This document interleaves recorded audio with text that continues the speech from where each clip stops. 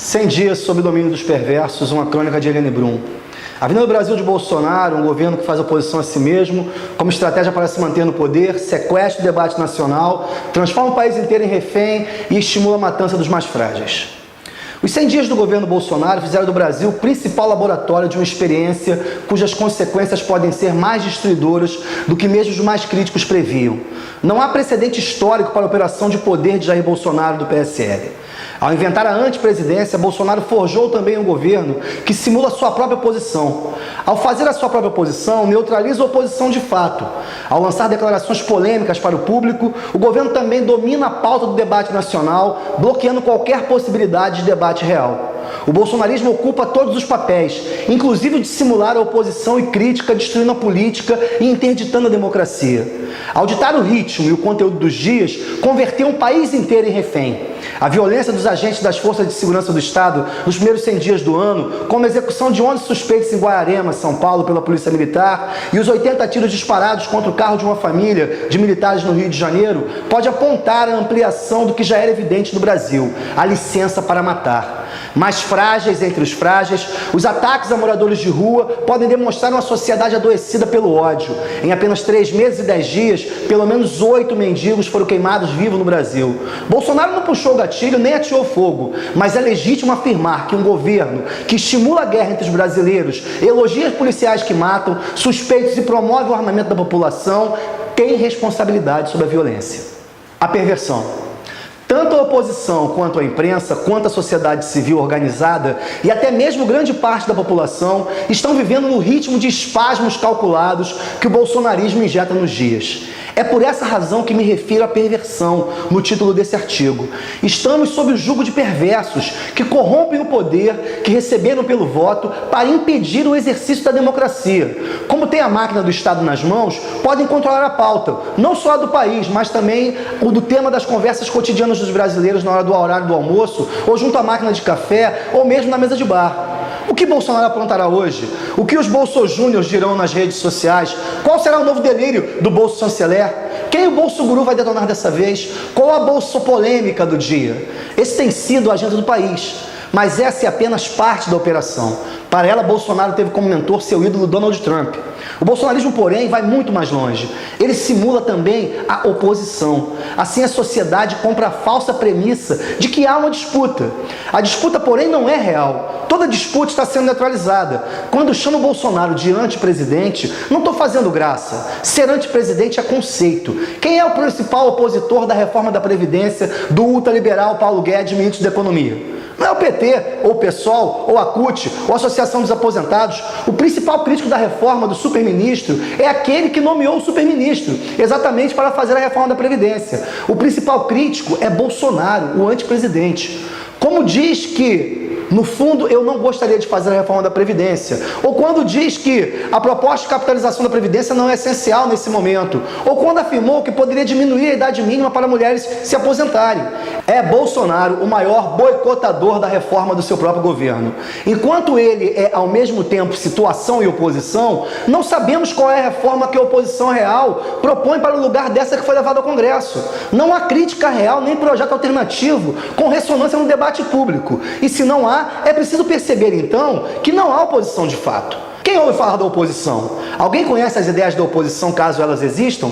Quais são os debates do país que não sejam os colocados pelo próprio Bolsonaro e sua corte em doses diárias calculadas? É pelo mesmo mecanismo que o bolsonarismo controla oposições internas do governo. Os exemplos são constantes e numerosos, mas o uso mais impressionante foi a recente ofensiva contra a memória da ditadura militar. Bolsonaro mandou seu porta-voz, justamente um general, dizer que ele havia ordenado que o golpe de 1964, que completou 55 anos em 31 de dezembro, recebesse comemorações devidas pelas Forças Armadas. Era a ordem de Bolsonaro, mas quem estava dizendo era o general da ativa, o que potencializa a imagem que interessa a Bolsonaro infiltrar na cabeça dos brasileiros.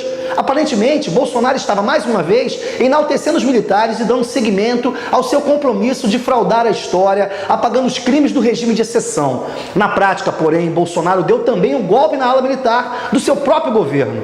Como é notório, e escrevi aqui já já em janeiro, os militares estão assumindo e se esforçando para assumir a posição de adultos da sala ou controladores do caos criado por Bolsonaro e sua corte barulhenta. Estão assumindo a imagem de equilíbrio num governo de desequilibrados.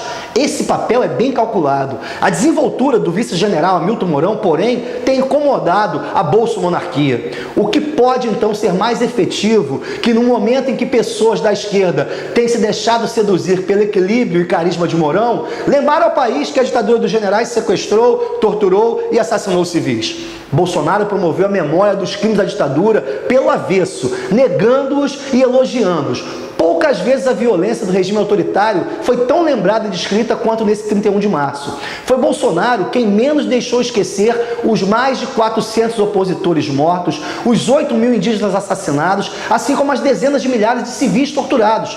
Para manter generais do cabresto, Bolsonaro jogou na fogueira da opinião pública, fingindo que os defendia. Ao mesmo tempo, Bolsonaro lembrou aos generais que são eles e sua corte aparentemente deslocada que faz o serviço sujo de enaltecer torturadores e impedir que pleitos como o da revisão da lei de anistia, que até hoje impediu os agentes de Estado de serem julgados pelos crimes cometidos pela ditadura, vão adiante. Como berrou o guru do bolsonarismo, o escritor Olavo de Carvalho, em um dos seus ataques recentes contra o general da reserva Carlos Alberto dos Santos Cruz, ministro-chefe da Secretaria de Governo da Previdência: sem mim, Santos Cruz, você estaria levado a cusparadas na porta do clube militar e baixando a cabeça como tanto dos seus colegas de farda. A ditadura deixou marcas tão fundas na sociedade brasileira que, mesmo perseguidos pelo regime, se refere a generais com respeito temoroso. Nenhum esquerdista ousou dizer publicamente o que Olavo de Carvalho disse ao chamar os generais de bando de cagões. Mais uma vez, o ataque, a réplica e a tréplica se passaram dentro do próprio governo, enquanto a sociedade se mobilizava para impedir as comemorações devidas. A exaltação do golpe militar de 64 também serviu como balão de ensaio para testar a capacidade das instituições de fazer valer a lei. Mais uma vez, Bolsonaro pode constatar o quanto as instituições brasileiras estão fracas e alguns dos seus personagens, particularmente no judiciário, tremendamente covardes. Não fosse a Defensoria Pública da União, que entrou com ação na Justiça para impedir as comemorações de crime contra a humanidade, nada além de recomendações para que o governo não celebrasse o sequestro, a tortura e o assassinato dos brasileiros. Patético. Outro exemplo é a demissão do ministro da Educação, Ricardo Vélez Rodrigues, para colocar em seu lugar outro que pode ser ainda pior. Bolsonaro fritou um ministro que ele mesmo nomeou e demitiu pelo Twitter. Ao fazê-lo, agiu como se outra pessoa tivesse nomeado, e não ele mesmo.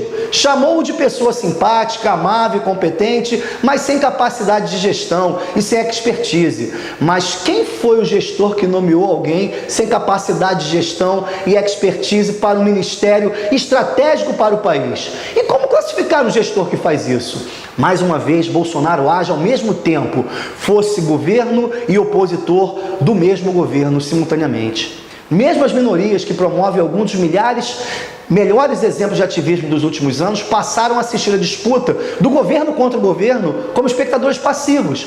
Quem lutou pela ampliação dos instrumentos da democracia parece estar se desiludindo, quer berrar nas redes sociais, também dominadas pelo bolsonarismo. É algum tipo de ação? A participação democrática nunca teve tão nula. A estratégia bem sucedida nesse caso é a falsa disputa da nova política contra a velha política. O bate-boca entre Jair Bolsonaro e o presidente da Câmara, Rodrigo Maia do DEM, é só rebaixamento da política de qualquer política. Se a oposição ao governo é Maia, parlamentar de um partido fisiológico de direita, qual é a oposição? Bolsonaro e Maia estão no mesmo campo ideológico. Não há nenhuma disputa de fundo estrutural entre os dois, seja sobre a Previdência ou seja sobre qualquer outro assunto que interessa o país. O mecanismo se reproduz também na imprensa. Aparentemente, parte da mídia é crítica ao governo Bolsonaro e, sob certo aspecto, é comprovadamente crítica.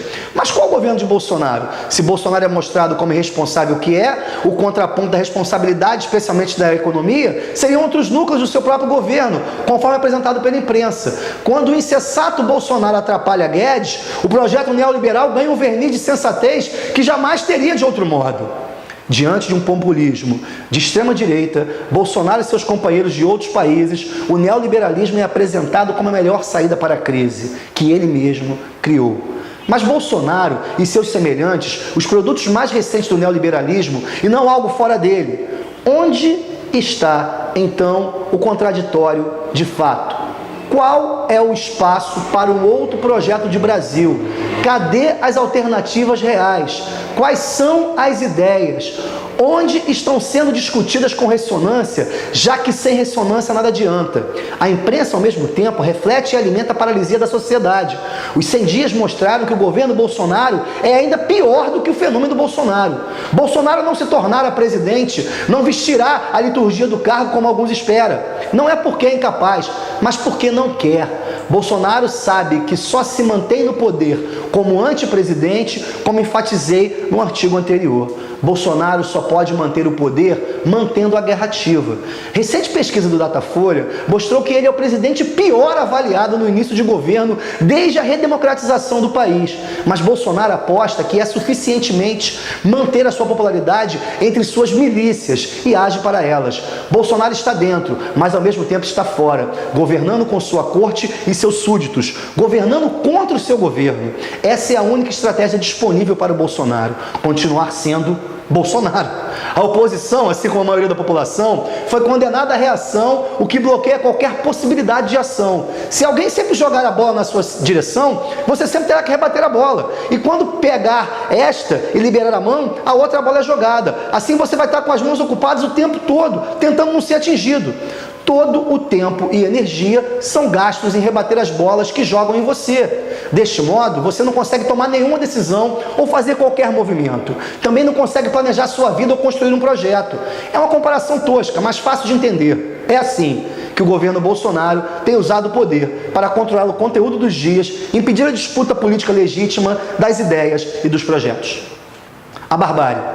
Mesmo a parcela mais organizada das minorias que tanto Bolsonaro atacou na eleição parece estar em transe, sem saber como agir diante dessa operação perversa de poder.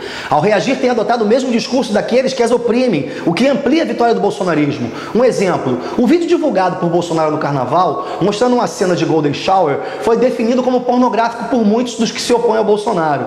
Mas este é o conceito de pornografia da turma do antipresidente. Adotá-lo é comungar de uma visão preconceituosa e moralista da sexualidade.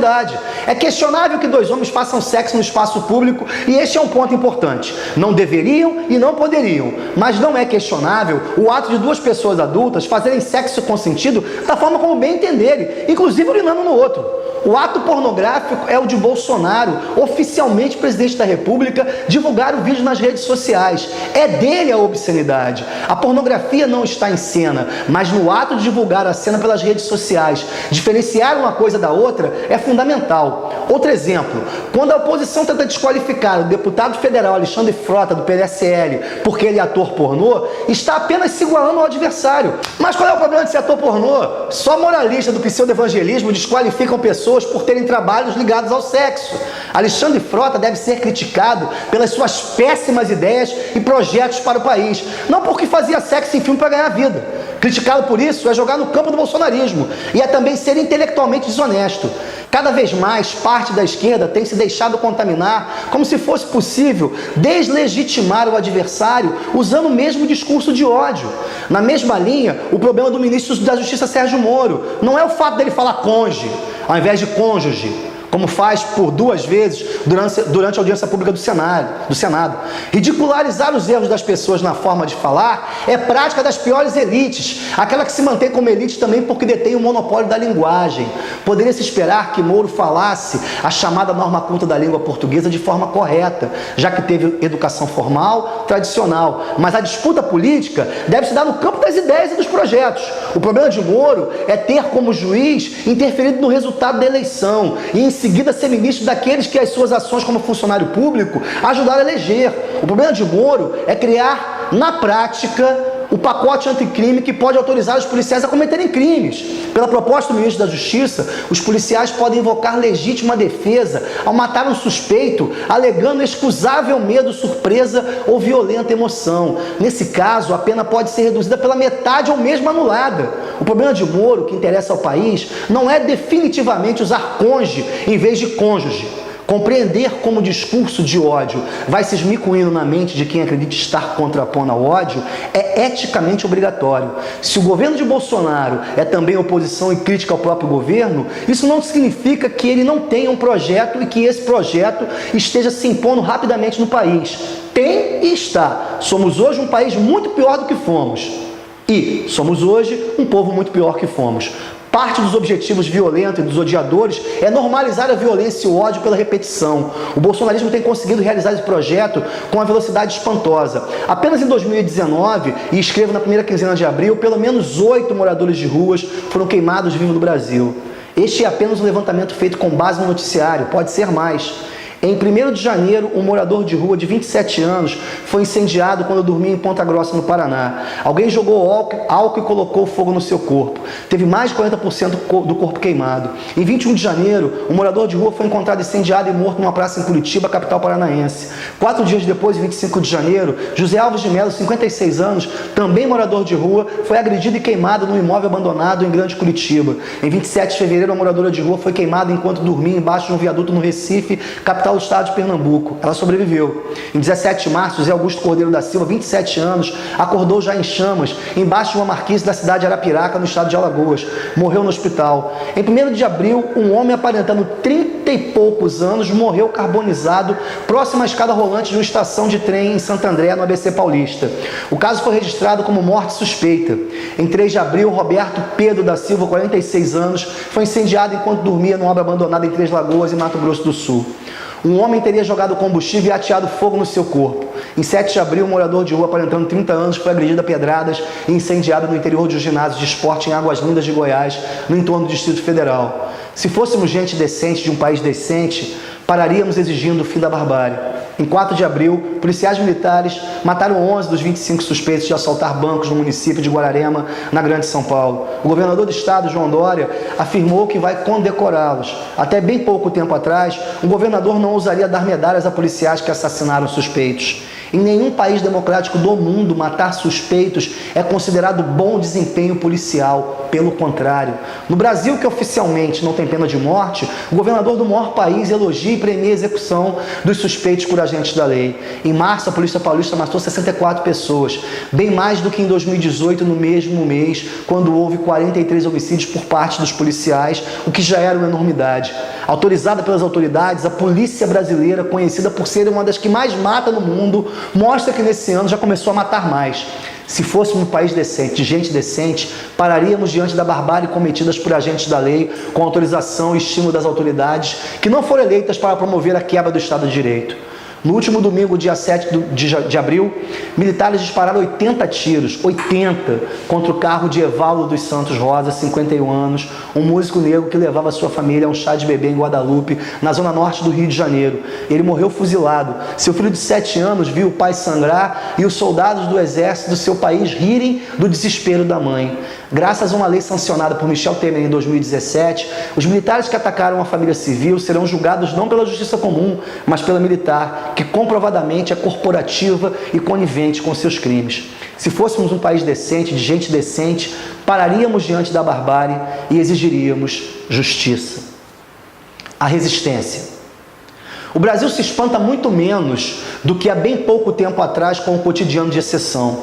É justamente assim que o totalitarismo se instala, pelas frestas do que se chama normalidade, pelas mentes do senso comum e nas horas do dia. Depois é só oficializar. O Brasil já vive sobre o horror da exceção, a falsificação da realidade, a corrupção das palavras, a perversão dos conceitos são parte da violência que se instalou no Brasil, são parte do método. Essa violência subjetiva tem resultados bem objetivos e multiplica, como os números já começaram a apontar, a violência contra os corpos.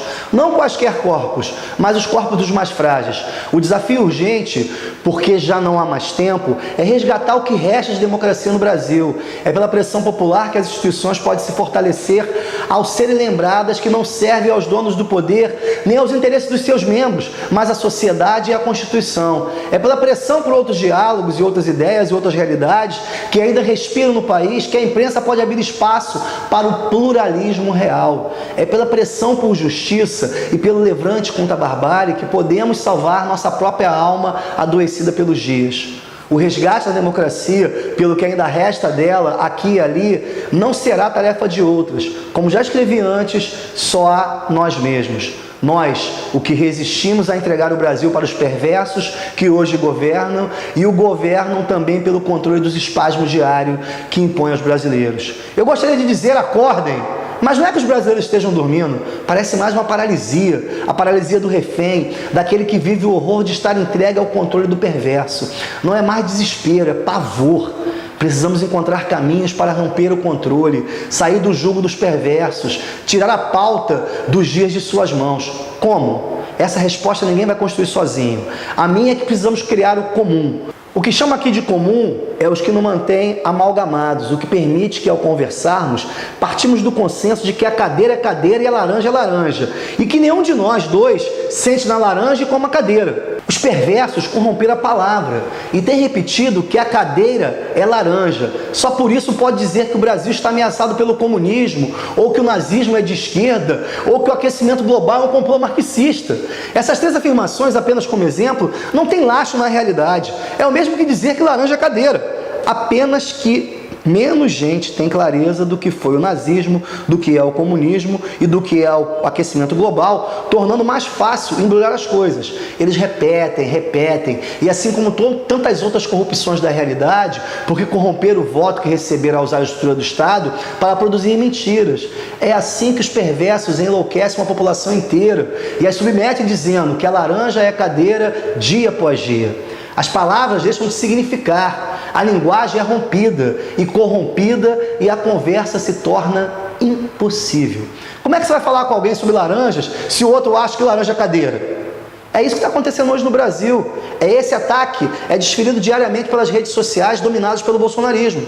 Precisamos voltar a encarnar as palavras ou enlouqueceremos todos. A criação do comum começa pela linguagem. Precisamos também criar comunidade.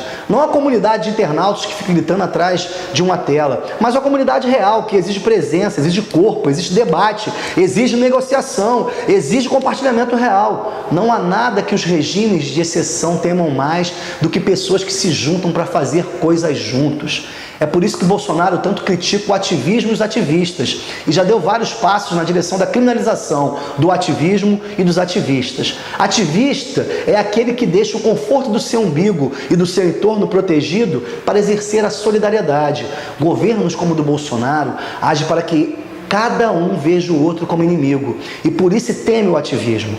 O bolsonarista se alimenta da guerra porque a guerra separa as pessoas e faz com que elas não tenham tempo para criar futuro. A solidariedade é um gesto temido pelos autoritários, porque você não está em casa lustrando seu umbigo, é o que gostariam de perguntar. Ao corromper as palavras, e também esse é o objetivo, condenam a cada um à prisão do seu silêncio ou a do seu eco, incapaz de alcançar o outro pela falta de uma linguagem comum.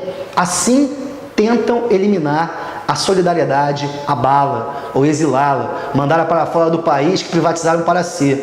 Bolsonaro disse isso com todas as letras. É o que tem feito com os movimentos sociais e suas lideranças. É também por isso que é necessário uma polícia com autorização para matar como quer Bolsonaro e como obedece Sérgio Moro. A polícia cada vez mais se torna ela uma milícia privada dos donos do poder. Deixar de exercer seu dever constitucional de proteger a população para exercer a guerra contra a população. Durante a intervenção federal no Rio de Janeiro, policiais civis e militares mataram 1.543 pessoas. Em 2018, 1 em cada 4 homicídios no Rio de Janeiro foi cometido por um policial. E isso segundo os registros das próprias polícias.